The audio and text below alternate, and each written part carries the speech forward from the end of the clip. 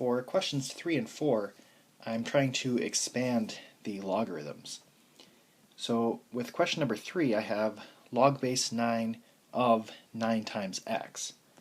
So because I have two numbers that are being multiplied on the inside of a logarithm, I'm able to expand that using the product rule. So I'm using the product rule.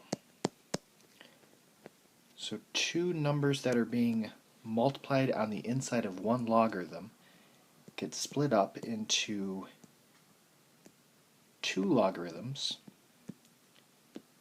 that are separated by addition.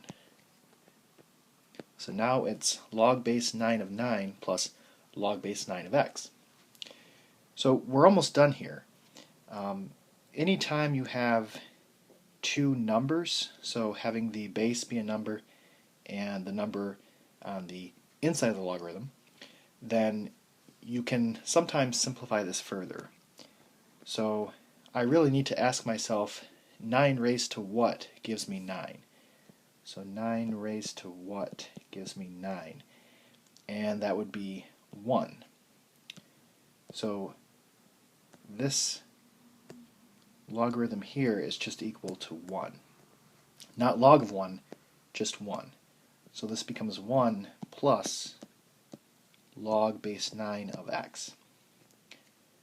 So always watch out for these ones where you have two numbers that sometimes you can simplify it. Sometimes it'll be 1. If the base and the number match, it'll always be 1.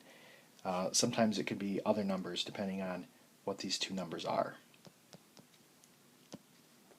Okay, looking at number 4, I have three numbers that are being multiplied on the inside of this logarithm.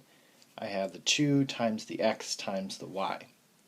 So I'm going to break this up using the product rule. And I'm going to use the product rule a couple of times. So this will be log base 3 of 2 plus log base 3 of x plus log base 3 of y. And like we talked about, this has two numbers here, so I could potentially simplify this more. So 3 raised to what gives me 2. There's really no way that I can do that, so I'm just going to leave that alone. So this will be my final answer.